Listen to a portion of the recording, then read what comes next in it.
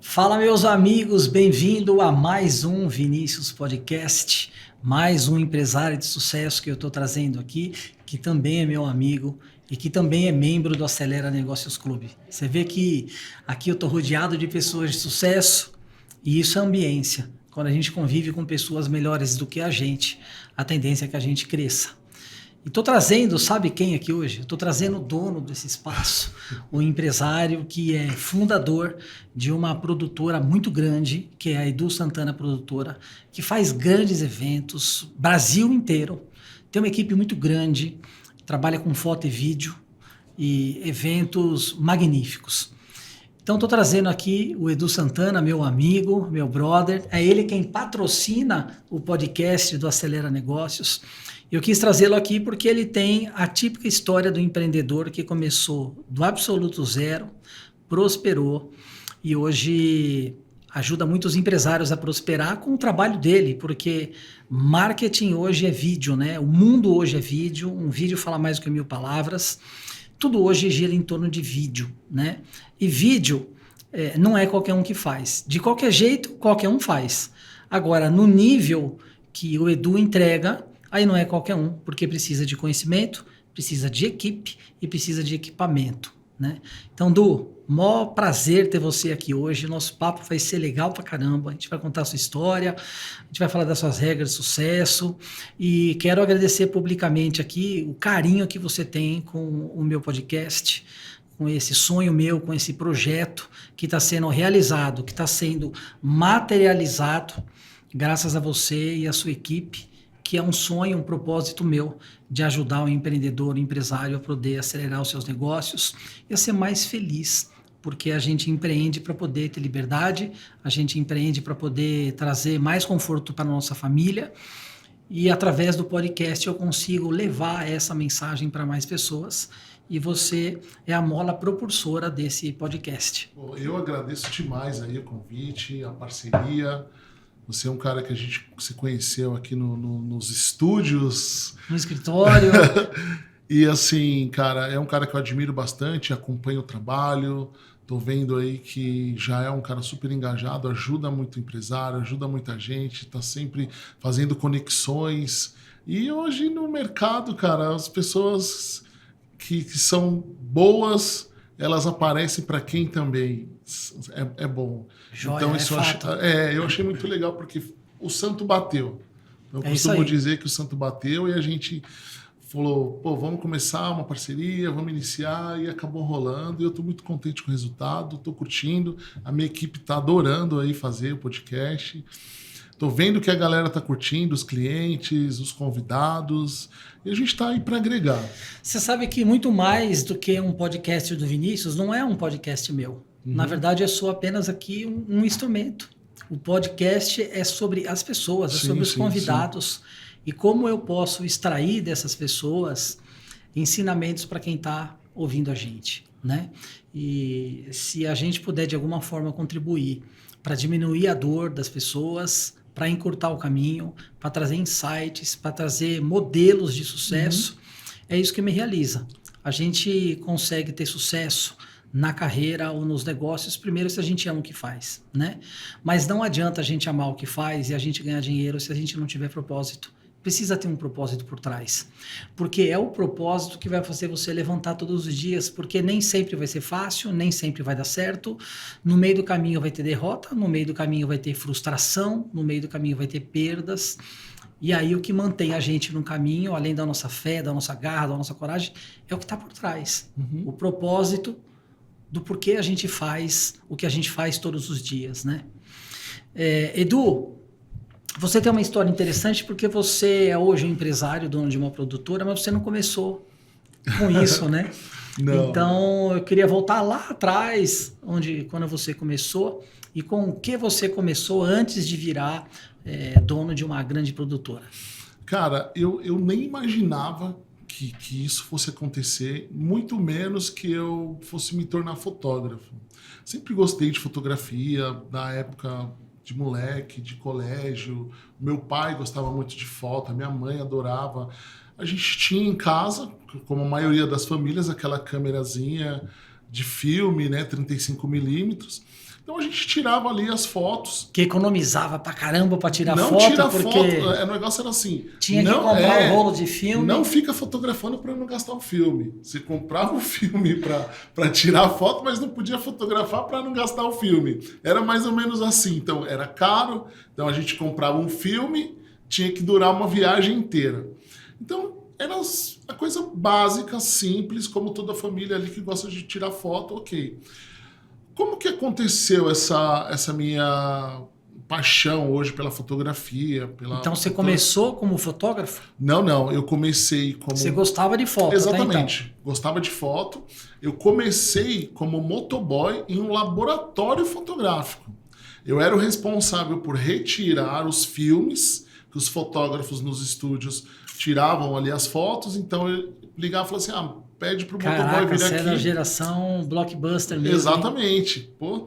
E aí eu ia nos estúdios, retirava os filmes já usados pelos fotógrafos, levava para o laboratório onde eu trabalhava, esperava a revelação da foto, que era no negativo. Uma coisa que muita gente não sabe é que você não revela a foto, você revela o negativo. A foto você amplia. Então a gente revelava, ampliava, colocava no envelope e eu devolvia as fotos impressas para os fotógrafos, para toda essa galera que trabalhava com isso na época. Então, assim, o laboratório fotográfico que eu trabalhei tinha muito cliente aqui em São Paulo, ali Vila Madalena, Vila Mariana, região do Cerqueira César, Faria Lima. Então era mais ao redor ali, sabe? Esse laboratório ficava na Pedroso de Moraes. E aí eu comecei a conhecer os fotógrafos, a conhecer os estúdios fotográficos, e muitas vezes eu chegava para retirar um filme ou para entregar foto, estava rolando uma sessão de fotos. E aí tinha um jogador de futebol, tinha um cantor famoso que eu só via na TV, alguma banda. Então eu comecei a falar, pô, que legal isso. Comecei a curtir, não a fotografia, mas eu comecei a curtir todo o processo. A atmosfera que tinha, galera super gente boa, os fotógrafos recebia, falava, aguarda aí que eu tô terminando de fazer as fotos aqui e já vou te entregar esse filme junto. Então, era um momento que você aproveitava para aprender, para olhar, para observar. E aquilo começou a me encantar de alguma forma assim que eu não queria ser, não é que eu não queria ser fotógrafo, não passou pela minha cabeça, mas isso me despertou em mim a vontade de entrar na área de publicidade. Eu comecei a ver campanhas, eu comecei a entender um pouco mais, a gente atendia algumas revistas, então eu chegava para entregar filme, foto, enfim, eu ficava folheando algumas revistas daquela produtora que era cliente, e isso começou a me encantar de alguma forma. Então, eu mesmo motoboy, entregando foto e filme, eu me apaixonei ali pela questão da publicidade, do negócio pronto, assim, sabe? Aqueles outdoors, aquilo começou a me encantar. Eu costumo dizer que a fotografia me escolheu, porque a intenção nem tinha passado pela minha cabeça de eu me tornar fotógrafo. Eu queria ser publicitário, estudei para ser publicitário, me tornei um publicitário. Só que tudo que eu fazia acabava num estúdio fotográfico, fazendo assistência para algum fotógrafo, ou eu retirando o filme, entregando as fotos prontas. Então eu estava sempre num estúdio fotográfico. Por mais que eu gostasse da publicidade, a fotografia estava sempre muito presente na minha vida. Então, quando eu falo que a fotografia me escolheu, foi porque realmente acabou acontecendo de eu me tornar fotógrafo. Eu me formei, estudei na Escola Pan-Americana de Artes, virei publicitário, trabalhei em agência e tudo.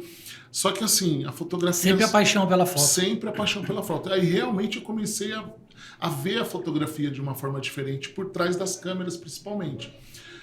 E aí eu comprei uma câmera, deixava a câmera na moto e eu fazia algumas fotos onde eu estava. Fazia uma foto aqui, uma foto ali, eu comecei a tirar algumas fotos. E eu queria estudar mais. O laboratório que eu trabalhava, chegou uma hora que não tinha mais para onde eu crescer. Eu comecei como motoboy. Quando eu comecei a estudar, eles me contrataram para eu trabalhar na parte de tratamento de foto. Eu era operador digital. Então eu saí das ruas de motoboy e fui trabalhar no laboratório como operador digital. Então eu já dei um salto que muita gente na época nem acreditava. Não, a maioria continuaria eternamente como motoboy, porque não tem aquela curiosidade. Não tem. E eu falei pro meu patrão, assim, quando ele descobriu que eu estava estudando, ele falou assim, pô, tá fazendo um curso e tal. Eu falei, cara, tô estudando, não vou ser motoboy para sempre. Eu quero trabalhar com tratamento de imagem, com publicidade, é isso que eu quero fazer. Aí, o que rolou? Chegavam os clientes na loja com as câmeras digital ali, 35mm, logo quando começou a migrar de analógico para o digital. E eu estava estudando Photoshop, eu estava estudando ali resolução, proporção. Abertura de lente, exato, ISO, porque exatamente. Foto não é um negócio muito com simples, certeza. A foto profissional não. Só que eu já estava envolvido no digital na escola, eu estava estudando a parte digital já, e era uma coisa nova. E aí alguns clientes chegavam no laboratório e as pessoas que trabalhavam no atendimento, eles não sabiam dar as informações corretas, principalmente quando se falava em resolução de imagem, proporção. Por quê? Porque a resolução para impressão de foto é uma coisa, a resolução para internet é outra. E o que as pessoas faziam no começo? Elas diminuíam o tamanho da resolução para poder caber mais espaço no cartão de memória. Só que elas não se ligavam que diminuía a qualidade. Então a pessoa chegava lá com algumas fotos feitas em 640 por 480, que é para a internet, e pedia para fazer uma ampliação 30 por 45. E aí quando a foto... O cara quer fazer um cartaz, impossível. Exatamente. E aí a galera que atendia não dava essa informação. Tava no mundo antigo, né? E aí eu comecei a me ligar nisso na loja ali. Eu mesmo, motoboy da empresa, eu comecei a dar as informações para os clientes que tinham essa dúvida. Porque falou assim, por que a minha foto saiu assim pixelada? Ela não tá assim na câmera. Não tem resolução. Aí a galera falou assim, eu vou ver com o laboratorista e tal. Eu falei, deixa eu ver. Uma vez aconteceu uma situação assim, chegou uma senhora lá, que era uma cliente super antiga da loja, ela tinha comprado uma Sony 3.2 e ela fotografou que era um cartão de 128 megas, olha isso. E aí ela diminuiu a resolução para ter espaço no cartão, só que a impressão ficou horrível. E aí a galera assim, olhando, tentando entender o que tinha acontecido com a foto. Aí eu olhei e falei assim, cara, deixa eu ver. Peguei a foto. Aí eu falei, posso ver a sua câmera? Ela falou, pode. Pegou a câmera. Aí eu olhei e tal, não sabia mexer muito, mas eu procurei aqui, tal. Falei, entendi o que aconteceu. A câmera da senhora, ela tá em baixa resolução. Essa resolução aqui é para internet. Não é para impressão. Então essa foto aqui, no máximo assim, ainda não vai sair com uma qualidade 100%, a senhora vai ampliar no tamanho 10 por 15. 10 por 15, é. Aí ela falou, nossa, não sei o que. Aí eu expliquei para ela, falei, quando a senhora quiser foto para impressão, a senhora sobe aqui a resolução. Quando for foto que a senhora for colocar, acho que era Orkut na época, não lembro nem se tinha isso, mas era, quando a senhora for mandar por e-mail, ou não lembro se tinha o lance da postagem da foto, mas alguma coisa assim, tipo, quando for mandar por e-mail, alguma coisa, essa é a resolução. Mas para impressão é essa aqui. E aí o pessoal da loja falou, o Edu, ele tá manjando. O Edu pode ser uma pessoa, vir trabalhar aqui, ajudar na parte digital, porque ele está estudando. Isso foi animal, porque assim, eu era um motoca, um cachorro louco, cara, da empresa. Só que eu tava estudando pra caramba. Eu trabalhava durante o dia e à noite eu ia estudar. Porque eu realmente não queria ser motoboy para sempre. Adorei a época que eu trabalhei como motoboy. Hoje eu conheço assim, vários lugares de São Paulo. Conheço várias quebradinhas assim, de caminho e entra por aqui, porque eu trabalhei como motoboy. Então, e foi muito legal essa época. Ganhei grana, consegui pagar os meus cursos. Só que aí, quando eu comecei a trabalhar no laboratório, eu já virei um CLT. O salário ali era um salário X, aí tinha os descontos. Então eu falei, cara, eu não consigo estudar com isso aqui. Eu queria continuar estudando, eu queria fazer uma faculdade. Aí eu fui trabalhar numa empresa de foto e vídeo para casamento. Eu fui ser o designer nessa empresa. E aí a minha carreira na fotografia iniciou aí. Por quê? Eu ganhava uma grana ali, X, e aí o meu patrão chegou em mim e falou assim, Edu, você tem um terno? Eu falei, não tenho. Ele falou, cara, você quer ganhar um pouco mais? Eu falei, quero, lógico. Tô estudando, já tinha um Gabriel. Porque você não ia para os casamentos. Eu não ia para os casamentos. Aí ele falou assim, cara, você pode fazer o seguinte, você compra um terno preto, você vai fazer o seguinte, você vai ser freela nos finais de semana fazendo casamento. Você vai lá fazer assistência para os fotógrafos, para os cinegrafistas, carregar equipamento, ligar a luz, cartão de memória, filme. E aí eu comecei a ir para os casamentos fazer assistência. Só que chegava no casamento, não tinha muito o que fazer. A galera já estava trabalhando ali, fotografando, e eu falava, cara, eu sou assistente e estou aqui já há 2 horas sem fazer nada. O que eu comecei a fazer? Isso foi uma coisa que rolou. O fracassado assim. Ia adorar esse trampo. Pô, não tem nada pra fazer. Ia adorar. Tô ganhando a minha grana. Sabe quando você se sente mal, que as pessoas olham pra você e você tá ali parado. Tá todo mundo trabalhando da equipe, você tá ali parado, assim, só vendo a galera trabalhar. Isso me incomodava. Falei, cara, eu preciso fazer alguma coisa. Tá precisando de alguma coisa? Como é que tá o cartão de memória? Quer que troca a bateria? Não, tá tudo certo. O que eu fiz?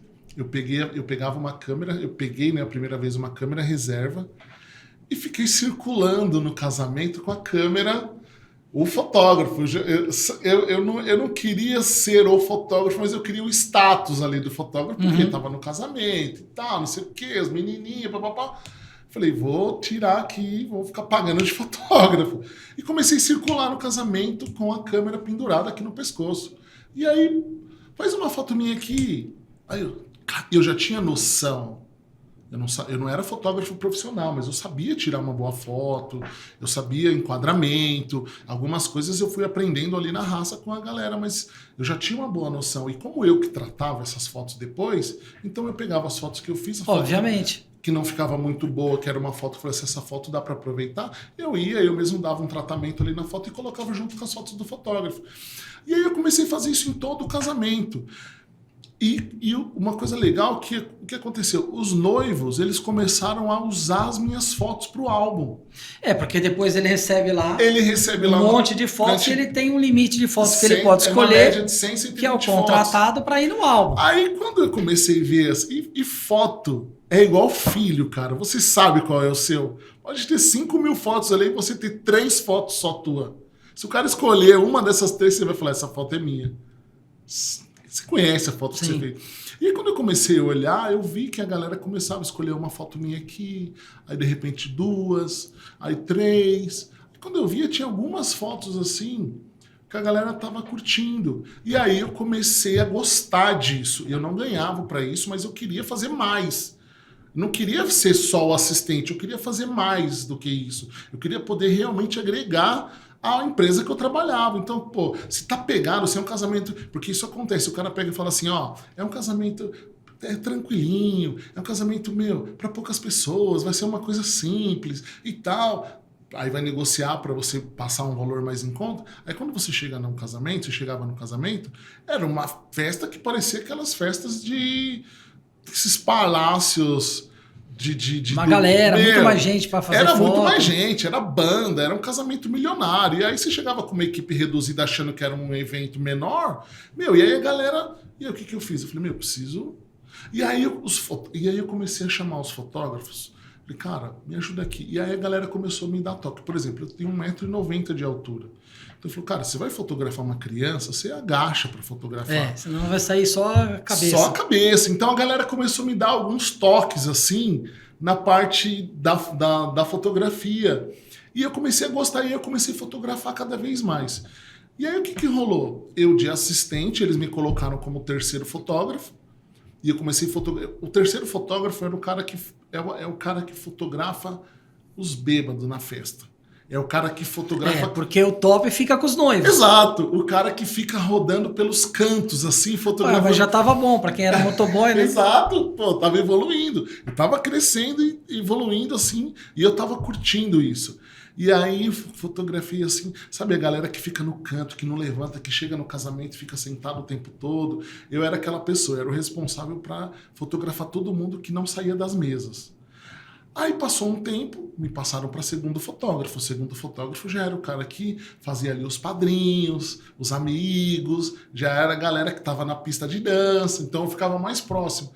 Cara, aí passou um tempo, conforme eu fui evoluindo, eles me colocaram como primeiro fotógrafo e eu tinha uma equipe de fotógrafos. Eu era o líder da equipe de fotógrafos, então eu comecei a fotografar casamento com a minha equipe. tudo equipamento da empresa, tinha uma baita estrutura essa empresa, então os caras forneciam equipamento para todo mundo e cada um tinha uma equipe. Então eu era o líder daquela equipe. E aí eu comecei a fazer. Só que assim, a galera nova na empresa sempre pega as buchas, né? Então assim, quando tinha casamento lá em Guaianazes, manda o Edu. Quando tinha lá, São Roque, manda o Edu. Cara, então, cada fase é uma fase, é impressionante. Cada vez que você sobe um degrau, você tem um novo desafio.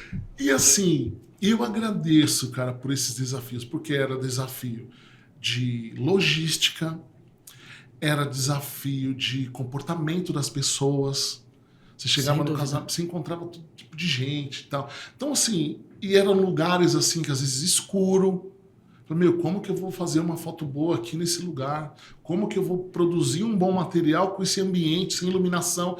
Então, assim, esses desafios, eles serviram como um aprendizado, porque eu fui aprendendo cada vez mais e fui me capacitando para me tornar um fotógrafo nível Nossa Senhora do Brasil, sabe? Essas igrejas top que a galera fazia também. Eles me mandavam só para as roças. E os fotógrafos mais antigos faziam aqui, ó, São José, Nossa Senhora do Brasil, Perpétuo Socorro, os casamentão, assim, sabe? E os casamentos que eles falavam que era bucha, eu tava em todos.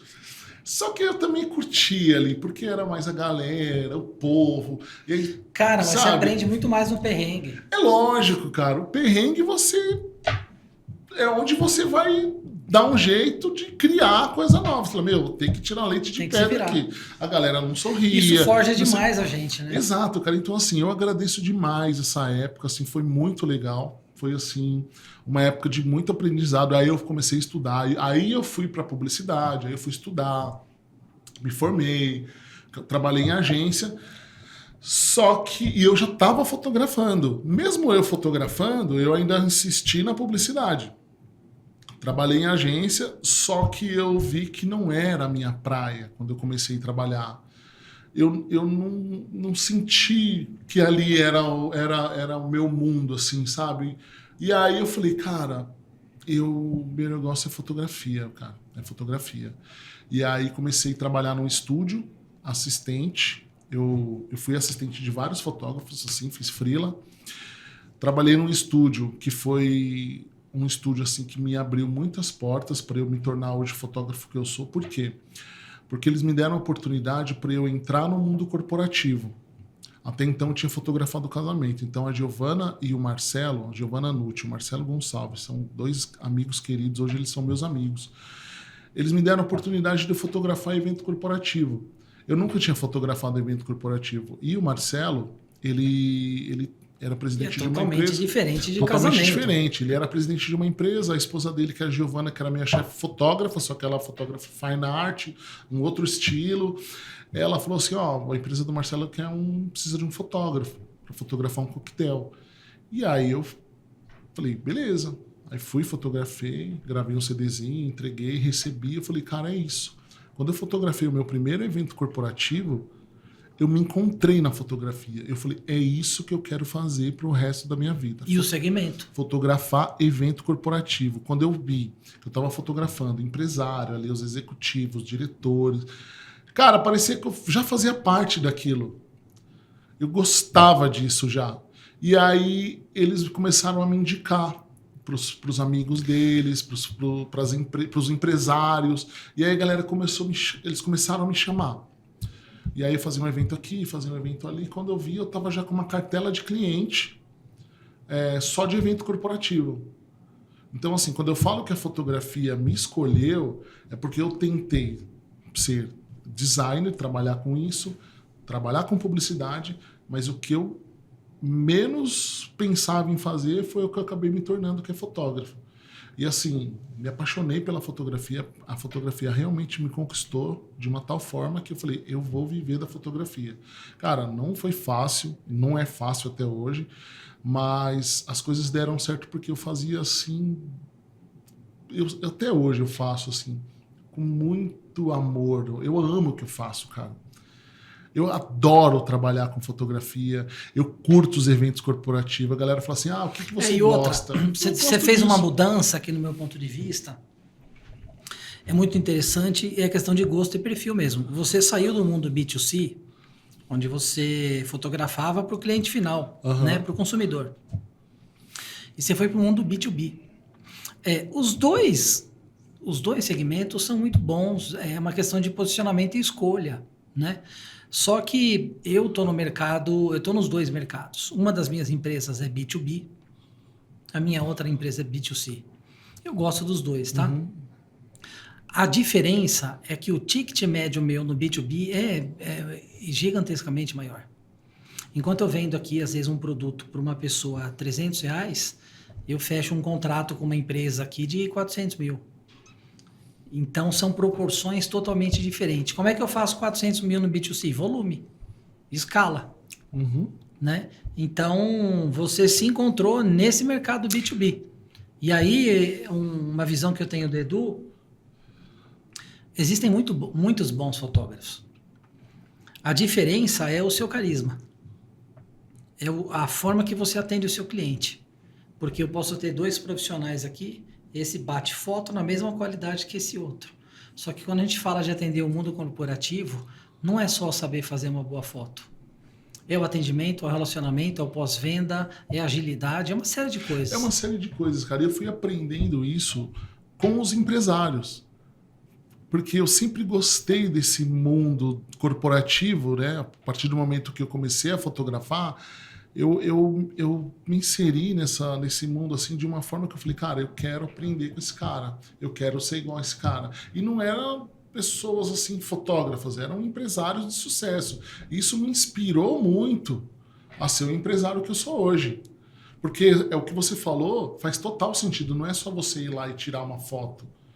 Tem uma série de coisas por trás. Pô, é comportamento, é comprometimento, é o relacionamento com o teu cliente, é a forma que você trata o teu cliente, é até a maneira que você se veste para ir fotografar um evento, entendeu? E isso, hoje eu tenho bagagem para dizer, né, para falar, que não é só ir lá no evento apertar botão, cara. É muito mais que isso. A fotografia não é só apertar botão. A fotografia tem uma porção de coisas por trás que antes de você fotografar, você precisa fazer.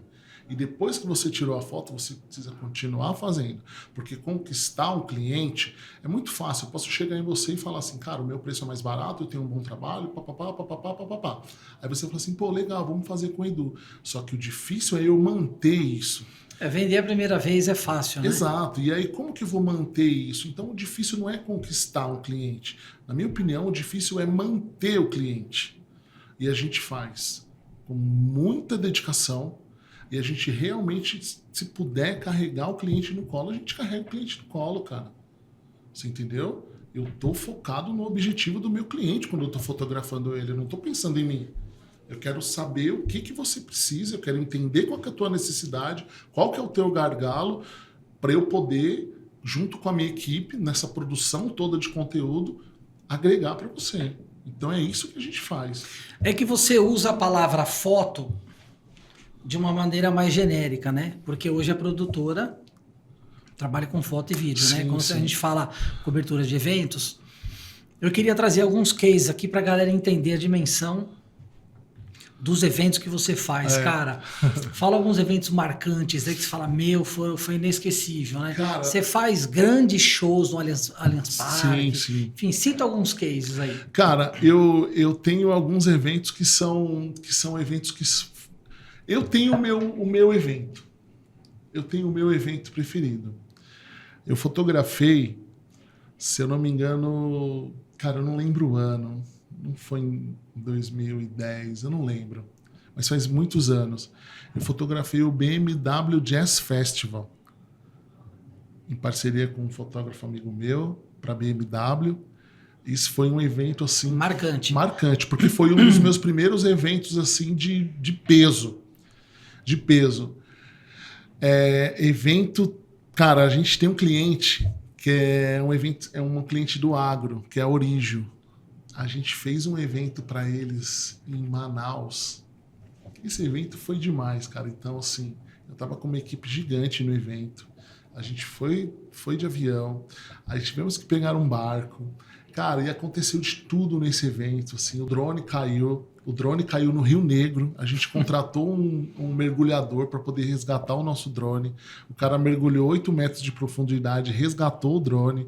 Cara, foi uma das mais foda de entrega que a gente fez, porque aconteceu tanta coisa nesse evento. Por exemplo, o hotel onde o cliente reservou não estava preparado para quantidade de pessoas. Então a galera ficou meio sem comer, sabe? Não tinha comida para todo mundo.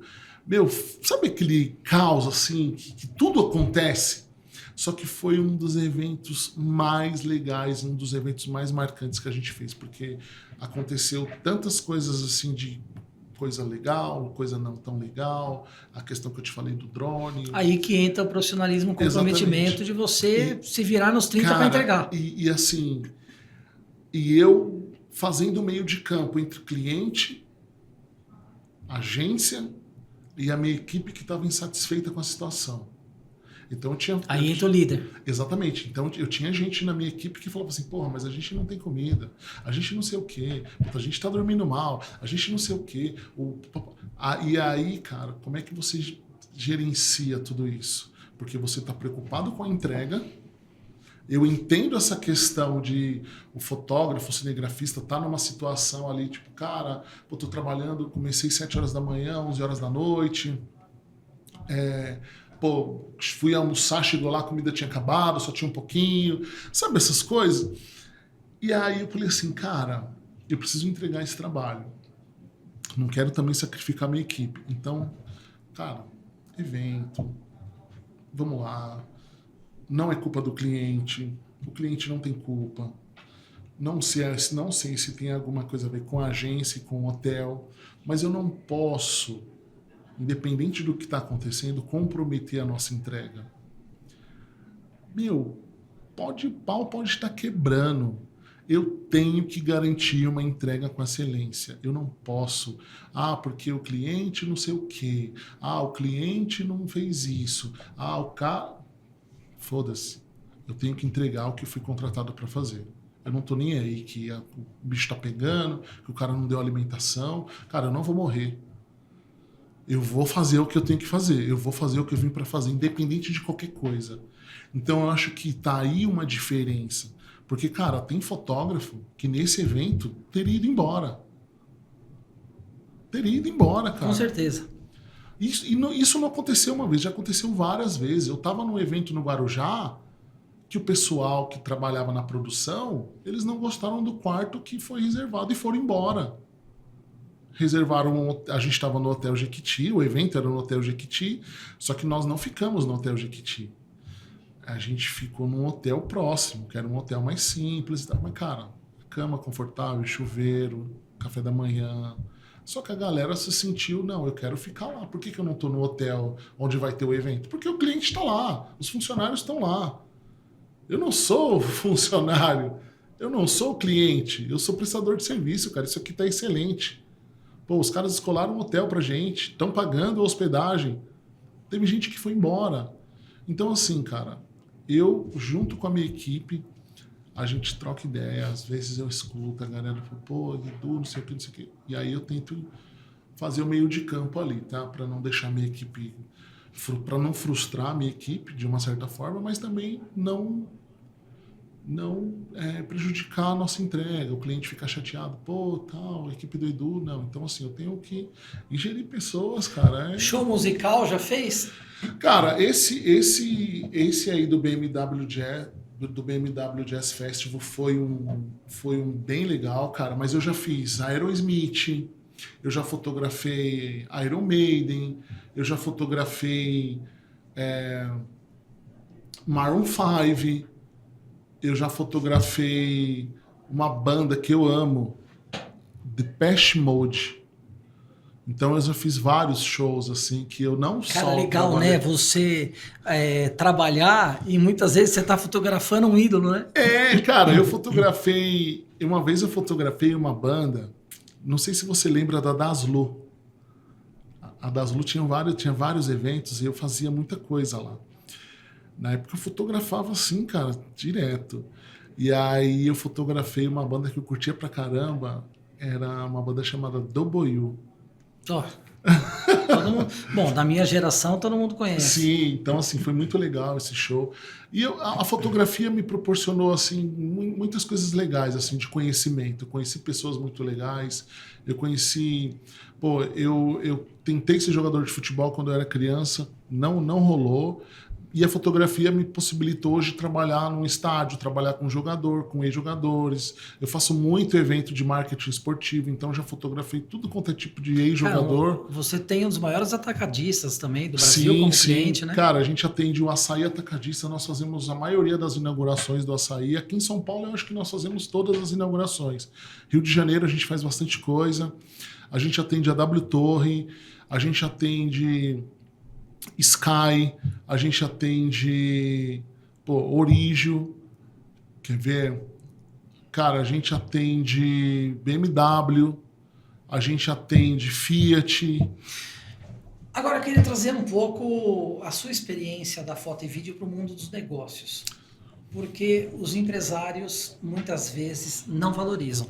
Você faz grandes eventos, você trabalha para grandes empresas, mas para aquelas que já têm essa cultura, que já entenderam que precisam investir na imagem delas. Sim. Eu queria bater um papo com você sobre isso. Quais são as dicas que você dá para o empresário que não entendeu isso ainda? Cara, o empresário que não entendeu É o quê? isso... É um vídeo institucional? É a cobertura de um evento? Então, na real, assim, são dois tipos de empresário que existe hoje, de empresas, tá? De empresas, na verdade. É a empresa que está na internet e a que não está na internet. Boa. Você entendeu? A empresa que não está na internet, cara, no mundo de hoje... Vai morrer. Muito difícil vai seguir. Muito difícil. Independente do segmento. Independente do segmento. Então, essa produção de conteúdo, o vídeo institucional falando da empresa, mostrando teus funcionários em ação, falando do seu produto, as fotos para o site, as fotos para a rede social, toda essa produção de foto e vídeo é super importante para qualquer tipo de empresa. E a empresa, ela precisa ser vista para ser lembrada. Então, hoje a gente acaba fazendo mais com quem está na internet. Então, quanto mais famosa é a empresa, mais ela vende. Ela pode não ser a melhor empresa, ela pode não ter os melhores produtos, mas é a empresa que mais está na internet. Eu, em particular, eu não tinha falado isso desde o começo da nossa conversa, mas eu sou um fã de foto e vídeo. Eu sou autodidata, eu sempre estudei muito sozinho. Você vê, eu não sou fotógrafo, eu tenho em casa 2 câmeras profissionais, uma Nikon e uma Canon. E eu não sou profissional, tá? Entendi. Mas eu tenho muita paixão e hoje em dia, tanto quanto a fotografia, o vídeo. Então eu sei o que é uma câmera de lente 50mm para desfocar o fundo, o que é o buquê de uma foto que tem uma lente mais cara. Eu adoro, cara. Isso facilita muito o meu trajeto como empresário de entender isso que você está falando. Hoje em dia é inquestionável, tá? É irrefutável. O mais conhecido vence o melhor, você gostando ou não. Exatamente. Então você tem que ser bom, mas só ser bom não adianta, porque muitas vezes um profissional que é pior do que você está ganhando muito mais, porque é mais conhecido. E é mais conhecido porque ele entendeu o jogo e a regra do digital. Né? E do marketing. Exatamente. Porque marketing sempre foi marketing. A diferença é que agora as ferramentas e os meios de comunicação mudaram. Exatamente, cara. Marketing sempre foi marketing, agora depende muito da plataforma. Então, assim, independente da plataforma, marketing é marketing. E as empresas que mais aparecem na internet são as que mais vendem. Não tem, cara, segredo. Se você tá na internet, se você é famoso na internet, a galera vai comprar mais de você. Tem uma frase que eu gosto muito que eu falo assim, cara, o seu problema não é falta de dinheiro, é falta de audiência. É falta de audiência. E aí tem um outro assunto que eu quero entrar nesse mundo do vídeo, que eu sou apaixonado pelo mundo do vídeo, que é a sofisticação de quem vai editar. Edu, cara, na minha opinião, Vinícius, tá? Essa é uma das partes mais importantes. Você tem que ter gente boa, que sabe captar, só que se você não tem o feeling de fazer uma edição sofisticada, eu vou te dar um exemplo. Contrato uma empresa para filmar a inauguração de uma loja nova minha. Vai um cara com uma câmera, beleza, edita o filme. Aí eu contrato o Edu para fazer a inauguração da minha loja. Vai um cara com uma câmera, eu sei que você vai levar um drone, eu sei que você vai mandar um outro terceiro cara com uma câmera num gimbal, estabilizador. Você já arrebentou na captação, eu vou ter imagem aérea, que faz total diferença, e aí você junta com uma edição sofisticada, cara, vira um filme cinematográfico. Exatamente. O que a gente vê? E tá nos detalhes. É nos detalhes. A transição das imagens, o filtro que se coloca, o tratamento de cor. Tudo isso conta. Tudo isso. Por isso que muitas vezes eu falo para amigo meu assim, cara, eu preciso fazer a cobertura de um evento meu lá, tenho 2 orçamentos. Um cobrou, eu vou chutar valores, tá? Só para entender a ordem de proporção. Eu recebi um orçamento de 1.500, outro cara cobrou 5 pau e 200. Só que aquele contrato de 1.500 é um fusquinha. Não dá nem para comparar o que ele vai receber depois. Entendi. E o impacto que ele vai gerar. Eu já virei essa chave há muito tempo. Né? Então, os melhores vídeos que eu tenho nas minhas plataformas que trouxeram o melhor resultado foram os mais caros que eu contratei. Exato, cara. E assim, tem muita gente que ainda não entendeu isso, essa diversificação aí de equipamento, essa quantidade de equipamento diferente para um único evento. Então, vamos supor, você ter um estabilizador, você ter uma câmera, uma lente clara, uma lente aberta, uma lente fechada, você ter um drone, você ter um microfone de lapela, você ter uma GoPro para fazer um time-lapse ali para ajudar no vídeo, você vê a criação da coisa acontecendo, sabe? Então isso tudo agrega na edição. O cara ele vai fazer ali tudo, só que aí ele entrega para o editor todo esse material, então o cara vai ter um leque de opções para deixar o teu vídeo mais dinâmico, para deixar o teu vídeo mais legal, com ângulos diferentes, imagem aérea, imagem por baixo, imagem estabilizada, GoPro mostrando ali toda a montagem do evento, microfone de lapela, o cara tá falando, captar um bom áudio, super importante. Então, assim, às vezes contrata uma pessoa só, que tem uma câmera X, que tem uma lente só, e aí o cara não tem ali opções para fazer. O cara pode até saber fazer, mas ele não vai ter opções. Ele não tem material bruto. Ele não tem opções diferentes para deixar o teu vídeo mais legal. É a mesma coisa quando você contrata casamento, que você contrata um cinegrafista só.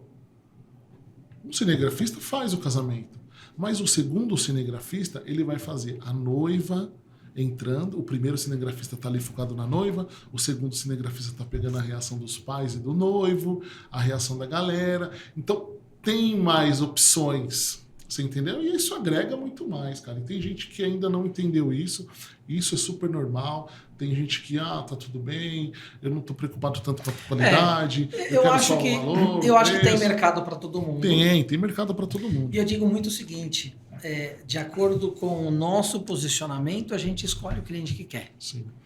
Você pode ser o mais barato e você pode ser o melhor. Tem mercado para os dois. Tem mercado porque a gente tem que respeitar também, às vezes pode ser uma questão de crença. Cara, eu não preciso pagar caro, mas às vezes pode ser uma limitação mesmo de grana, de orçamento para uma empresa pequena e ela vai contratar o mais barato, porque é o que ela pode pagar. É uma limitação, porque assim... É que no seu nível, você já está num nível que você pode escolher o seu cliente. Aquele cara que quer pagar o baratinho, com muito respeito e carinho, você fala, cara, valeu, mas não consigo fazer esse preço aí desse orçamento que você recebeu. Sim. E aí você justifica, por causa, olha, os equipamentos que eu uso, tal. Mesmo justificando, às vezes pode ser que você não feche, porque o cara não tem grana para pagar, ou como é o caso que eu te falei, que a gente está conversando aqui, o cara não acredita que precisa pagar caro. Cara, uma boa parte da galera ainda acha que é besteira investir num bom conteúdo. O que eles querem? Eles querem que a pessoa faça um bom conteúdo com o mínimo de verba possível. A maioria dos casos é assim. E hoje, como a produtora, a gente tem um desafio que é o seguinte. Na verdade, eu tenho um desafio que é o seguinte. Eu vou vender para você um serviço, só que não sou eu que vou fazer. É a minha equipe. E aí você vai olhar assim, vai falar assim, pô, mas o Edu tá me cobrando R$5.000 e um freelancer tá me cobrando, sei lá, R$2.000. E aí Acontece que o freelancer faz tudo, né? Exatamente. Aí eu tenho que convencer você que eu cobrando R$5.000 vale a pena melhor você me contratar pagando 5 do que o freelancer pagando 2. E aí tem várias questões que entram em pauta. A estrutura que você tem, funcionário, contador. Até porque se o freelancer tiver uma dor de barriga, ferrou, né? Exatamente, nota fiscal, aluguel do estúdio, equipamento, funcionários. Então, tipo, hoje eu tenho uma pessoa que cuida só do atendimento.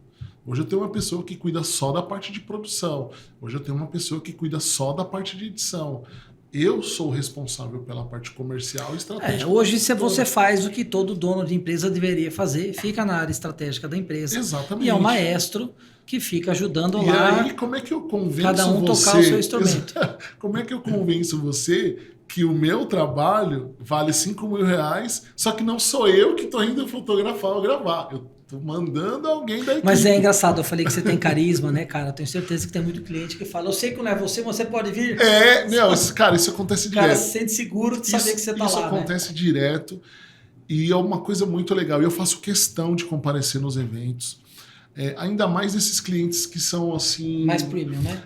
Na verdade, assim, são os clientes fiéis, mais antigos. Recorrentes. São os clientes mais fiéis, são clientes que falam assim, pô, eu realmente gosto do Edu, eu quero que o Edu esteja no meu evento. Eu sei que ele não vai fotografar, eu sei que ele não veio para gravar, mas eu quero que ele acompanhe, eu quero que ele participe do evento, porque o Edu se tornou hoje um convidado do meu evento. Ele não está prestando serviço para mim, a equipe dele vai estar trabalhando. Ele vai assistir a minha palestra. Isso acontece direto. E eu dou muito valor a cliente que não valoriza só a questão financeira, que fala assim, não, merece pagar e eu vou pagar esse valor. Mas o cara que valoriza você, a pessoa. Top. Porque assim, desde o começo... um relacionamento. A gente construiu um relacionamento, porque desde o começo eu tô atendendo esse cara de uma forma assim, fiel. E é o que eu falo para você de manter o cliente. Porque eu atendi o cara, carreguei ele no colo lá atrás... Quando eu tinha uma câmera só, quando eu era o fotógrafo, eu era o cinegrafista, eu era o editor, eu era o cara que emitia nota, eu era a tia do café, eu fazia tudo. E eu atendo ele da mesma forma. Hoje, eu tendo uma equipe aí com 40 pessoas trabalhando. Você entendeu? Então, eu vejo quando o cliente valoriza isso, eu falo, cara, esse cara...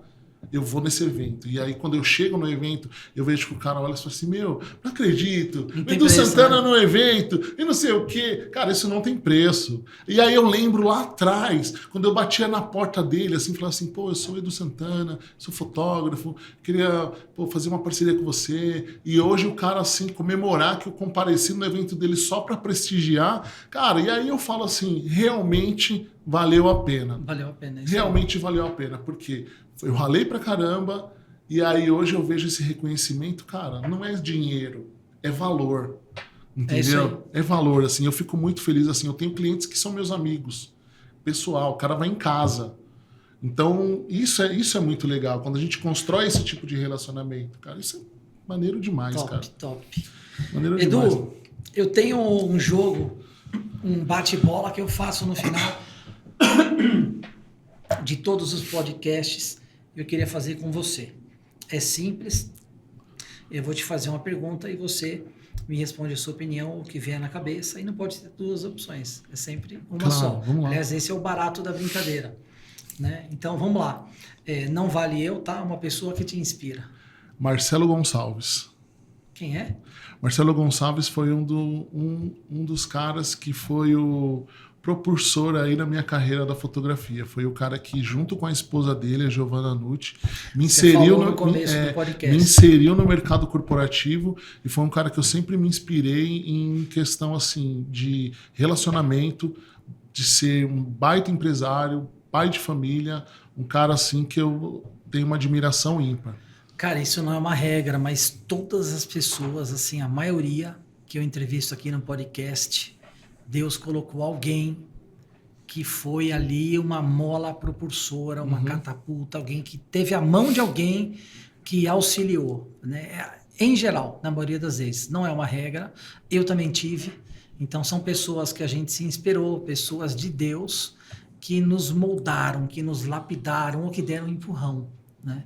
Isso é incrível, cara. Sim. E eu acho muito lindo quando a gente reconhece, quando você reconhece, quando você faz questão de falar o nome, porque às vezes essas pessoas elas não têm a dimensão do fator de quanta coisa positiva ela causou na vida de alguém. Sim. Eu tenho um cara... Isso é reconhecimento. Eu tenho um cara também que foi um cara que me ajudou, na verdade, assim, que foi o meu patrão da época que eu era motoboy. Infelizmente, esse cara já faleceu, Márcio Capovilla. Foi o cara que ninguém gostava desse cara no laboratório, os funcionários dele, a galera, a maioria detestava. Só que foi um cara que eu sempre me dei muito bem com ele, nunca tive problema nenhum. E foi o cara que, quando eu falei para ele que eu estava estudando, eu era motoca. Eu falei, estou estudando, eu não vou ser motoboy para sempre. Ele pegou e falou para mim assim, cara, você tá certo, você vai fazer o seguinte... Eu estou abrindo as portas do laboratório para você e tudo que você aprendeu onde você está estudando, você vai implantar e você vai praticar aqui dentro. Aqui vai ser o seu estágio. Então esse cara, ele me deu a oportunidade e eu agradeço muito ele e a ex-esposa dele, a Carolina, por essa oportunidade, cara. Então hoje na produtora... Eu dou oportunidade para muitas pessoas. Assim, eu recebo muita mensagem no Instagram, galera que quer vir, que quer fazer parte da equipe. Pô, adoro o trabalho de vocês, quero fazer parte da equipe. Dá uma oportunidade, né? Eu dou muita oportunidade para a galera porque eu fui uma pessoa que me deram oportunidade. E eu acredito que se eu cheguei até aqui foi porque eu soube aproveitar a oportunidade que as pessoas me deram. E muita gente acaba não aproveitando, não sabe... Até mesmo que apareceu uma oportunidade porque tá ali pensando em outra coisa. Então, assim, eu aproveitei as oportunidades, cara. Então, assim, de motoboy, de um laboratório fotográfico para hoje, dono de uma das maiores produtoras de São Paulo, cara, foi porque me deram a oportunidade e eu fui aproveitando essas oportunidades da melhor forma possível, cara. Um medo? Não ver meus filhos crescerem. Boa. Tem alguma palavra ou uma frase que te define? Cara, eu acho que perseverança. Sim, cara, perseverança. Aí eu tive vários motivos para eu desistir. Eu já pensei em várias vezes desistir. E a perseverança, assim, vai dar certo e não desistir, cara. Minha mulher também, baita parceira, que me colocava pra cima toda vez, assim, pô, não tá legal, tô há 3 meses sem fazer um evento, pô, não te tirei da casa dos teus pais pra você ficar passando perrengue aqui, tá foda e tal. Ela falou assim, não, isso é só uma fase, vambora, persiste, continua, que vai dar tudo certo. Então, assim, cara, aí são várias coisas boas, assim, né? Um lugar que recarrega a sua alma. Em casa com a minha família. Em casa com a minha família, não, eu vou reformular a minha resposta. Em qualquer lugar, estando com a minha família. Lindo. Legal. Onde você quer estar daqui 10 anos? Quem você quer ser daqui 10 anos? Cara, eu quero ser o Edu Santana, só que com muito mais grana no bolso. Quero continuar. Eu responderia também algo parecido. Em geral, o pessoal nessa pergunta... Eu sou o mesmo cara, velho. Eu só quero estar com mais grana daqui 10 anos. Em geral, no podcast, o pessoal responde assim, não, eu quero ser o mesmo Vinícius. Eu falo, cara, mas daqui 10 anos não é possível. Eu preciso estar mais rico, né? Não é pecado ganhar mais dinheiro. Porra, né? Lógico que não. E a gente tem que falar de dinheiro, porque a gente atrai isso, porque é dinheiro que constrói hospital, é dinheiro que traz conforto, é dinheiro que constrói escola, enfim. Sensacional. Uma conquista inesquecível. Cara, eu vou bater muito nessa tecla porque é a minha base. Uma conquista inesquecível foi constituir a família que eu tenho hoje. A minha mulher e meus filhos, cara, eles são tudo pra mim. Eu conquistei isso, assim, foi a minha maior conquista. Minha esposa e meus filhos.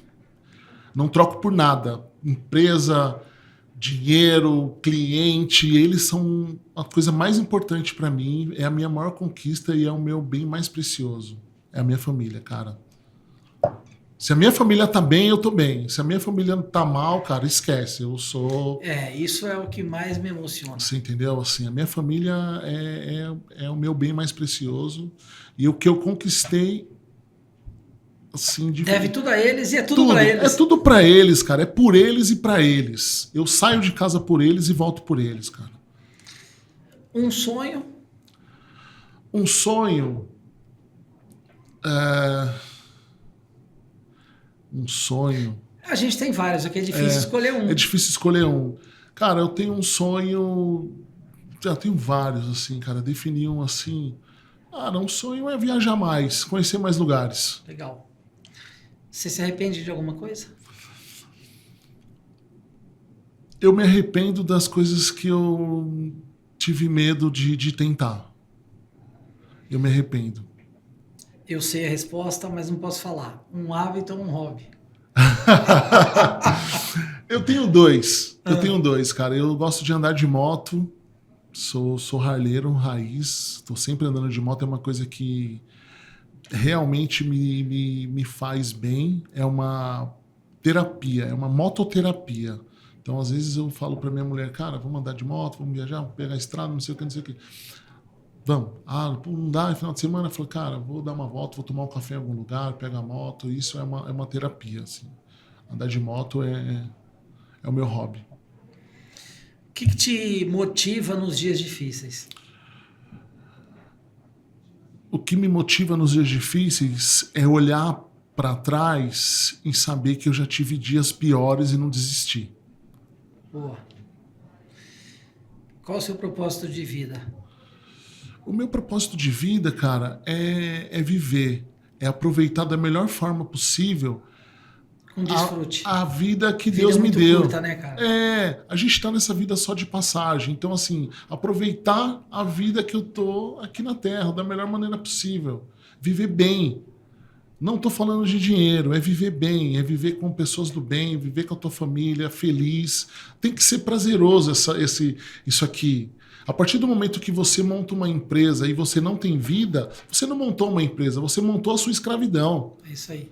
Então, assim, eu vejo muita gente trabalhando e não vive. Eu quero morrer de tanto viver. Legal. Um valor que você não negocia? Cara, um valor que eu não negocio... Meus princípios, cara. Eu não negocio. Fala um. Eu sou muito justo com as pessoas, cara. Justiça. Justiça. Eu sou muito justo. Quando eu posso ajudar, eu ajudo. Quando eu não posso, eu também não atrapalho, cara. Então, eu aprendi isso com a minha mãe, ajudar as pessoas sem olhar quem, assim, fazer bem. É plantar coisa boa. Plantar coisa boa, é mandar coisa boa pro universo. Então, assim, eu sou um cara que acredita muito em energia, cara. Eu sou cristão, eu acredito muito em energia. Eu particularmente, assim, cara, eu tô toda hora conversando com Deus, eu tô pedindo uma direção, pedindo para abençoar, me ajuda nisso aqui, agradeço por isso aqui. E eu tô sempre mandando coisas que realmente eu acho que faz sentido para mim, cara. Isso aqui, Senhor, me ajuda com isso aqui, tal. E tentar fazer o bem, cara. Tentar fazer o bem. Não é religião, não é igreja. Se você pode fazer o bem para as pessoas, quem tem que agradecer é você. Entendeu? Então, assim, quando eu ajudo alguém, sei lá, me ajuda aqui numa rifa, me ajuda nesse negócio aqui, se eu tenho condição, cara, eu ajudo. E no final, quem tem que agradecer sou eu por ter condição de ajudar, cara. Você sabe que a ciência comprovou, inclusive tem um livro que eu recomendo, que se chama A Ciência da Felicidade.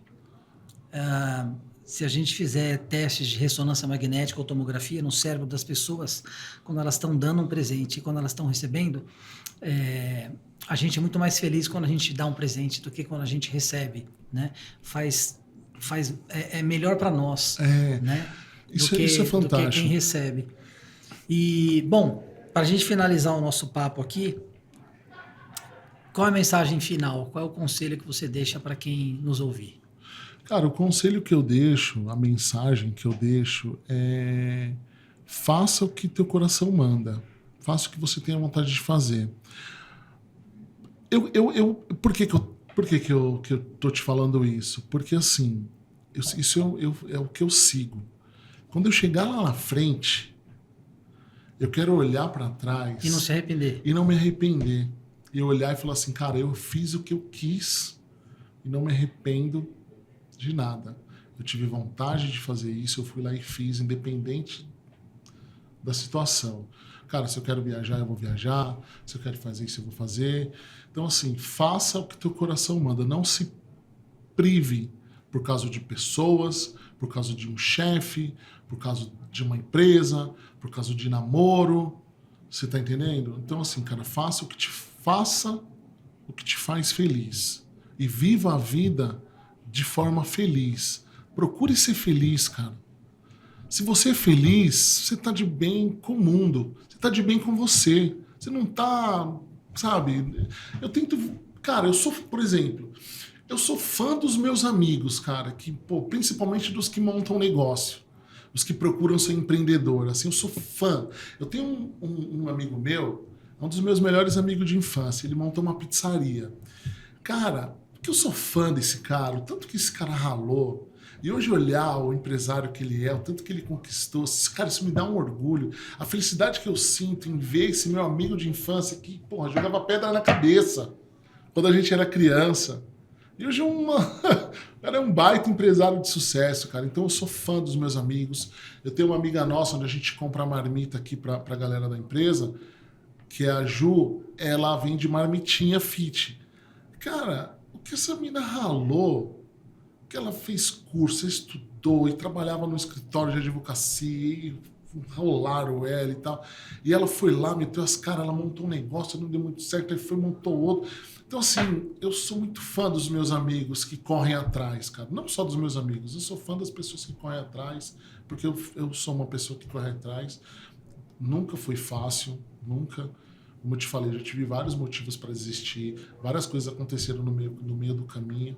E eu sempre fui lá e ralei. E muito difícil, cara, a pessoa próxima te estender a mão. Isso é muito difícil. Sabe, já viu aquele ditado assim, santo de casa não faz milagre? E é muito louco isso. Eu vi uma publicação esses dias que eu me identifiquei muito, que falava mais ou menos assim.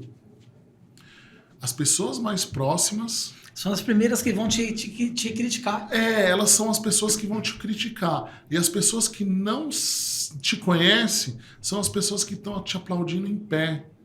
Eu falei, caramba, cara, foram poucos assim os brothers, as pessoas que eu conheço. Isso não é uma regra, mas acontece muito. Não é uma regra, mas acontece muito. Dos amigos falarem, pô, agora você só trabalha, pô, agora você não vai mais no boteco com a gente, pô, agora você casou, não quer mais saber da gente, pô, agora você quer ser o ricão, agora você quer ser o empresáriozão. Então, quem tá próximo às vezes critica. Sim. E aí que entra o que você falou na sua mensagem final, que é faça aquilo que te faz feliz e faça aquilo que você tem vontade. E eu falo que os 2 maiores bloqueios do ser humano são, primeiro, o medo do julgamento e, segundo, a necessidade de pertencimento. Se eu fizer diferente, eu não vou mais pertencer ao grupo. E se eu fizer diferente, o que vão pensar de mim? Exato, exatamente, cara. Quando você quebra esses 2 bloqueios, você segue em frente sem preocupação. Uma vez eu fiz uma tatuagem, acho que eu tinha uns 18 anos, 19 anos. Eu fiz uma tatuagem e uma vizinha que a gente tinha na época falou assim pra minha mãe: nossa, teu filho fez uma tatuagem. A mãe falou, então, fazer o quê, né? Aí eu passei na frente dela e falei assim, mãe, o que você foi fazer tatuagem? E ela era nova, ela não era uma vizinha velha, né? Era nova. Aí ela pegou e falou assim, eu falei, eu gosto, não sei o que. Ela falou assim, imagina lá na frente. Ela falou assim, quando você tiver 60 anos, você com tatuagem, tua tatuagem vai estar toda, sabe, toda troncha e tal, não sei o que, não vai dar nem para entender nada. Cara, eu era novo, eu tinha 19 anos no máximo. A minha resposta para ela foi muito no automático. Eu falei assim, quando eu tiver com 60 anos, eu vou olhar para minha tatuagem toda enrugada e vou falar assim, nossa, ainda bem que eu fiz o que eu queria. A minha mãe ficou puta comigo porque ela falou que eu dei uma resposta atravessada para a mulher. Mas não foi, cara. Foi exatamente isso que eu sempre segui. Eu vou olhar e vou falar assim, cara, realmente eu fiz o que eu queria. Vai estar toda murcha, lógico. Mas eu fiz o que eu quis na época, isso me deixou feliz. Isso tem muito a ver com a música, que é a grande paixão da minha vida e era a paixão da vida da minha mãe, que é a música My Way, né? Eu fiz do meu jeito. Exato. Cara, muito legal o nosso bate-papo. Eu adorei. Quem sabe no próximo a gente vai falar mais das suas aventuras aí de Harley Davidson pelo mundo. Que você tem várias histórias de viagem incríveis. Mas quero agradecer de você contar aqui sua história. Desejar para você muito sucesso, que Deus abençoe você, sua família, sua equipe. Obrigado, cara. Obrigado. Eu convivo com você bastante, né? A gente compartilha do mesmo ambiente de trabalho. Eu estou aqui no podcast sempre. E a gente consegue constatar, a sua alegria que você falou. Eu também sou muito alegre. E a sua generosidade, o seu jeito, cara, você é muito cativante. E como a sua equipe também transmite o que você é, porque você é o líder. E os colaboradores de uma empresa, eles são um retrato do que é o dono, né? Um dono arrogante vai ter um monte de colaborador arrogante. Então, que você possa prosperar muito e que a gente possa caminhar próximo sempre. Com certeza, cara. Conta comigo, conta com a minha equipe, ó, a galera toda ali, ó. E a galera tá de boa, tá tirando onda ali, graças a Deus, cara. São 9h15 da noite. E a gente tá gravando podcast e, ó, 1, 2, 3, 4, 5, 6, 7, 8. A galera toda lá, trabalhando. A galera toda lá, cara. A gente curte o que a gente faz, a gente gosta. Particularmente, assim, eu amo o que eu faço, cara. A parte eu falo a fotografia de uma forma muito genérica mesmo, porque eu comecei com isso, mas hoje todo esse relacionamento que eu faço no ambiente de trabalho, com os meus clientes, com os meus parceiros, isso é fantástico. Eu adoro isso. Foi por isso que eu me identifiquei muito quando eu comecei a fotografar os empresários, cara. Eu olhei... uma coisa que me chamou muita atenção foi o network. O networking, cara, assim, eu comecei a aprender a se relacionar com outras empresas. A foto te gerou muito acesso, né? Muito acesso, cara. Eu fui para lugares onde eu nunca imaginei. Eu tive acesso a pessoas que eu jamais... Cara, a galera que eu via só na TV. Então, hoje isso é normal pra gente. Tá num estádio, é ver um jogador de futebol, é ver um cantor... Sabe, é ver uma pessoa assim, um ator, que você fala, caramba. Então, hoje é super normal. Então, faz parte do nosso trabalho isso. Então, isso é muito legal, cara. Eu curto pra caramba. E a minha equipe também adora. Top. Obrigado, Vini, obrigado, viu? Sucesso. Sucesso pra você também, cara. Parabéns aí pelo excelente trabalho e rumo aí a acelerar. Vamos acelerar. Vamos acelerar. Boa. Falou, valeu.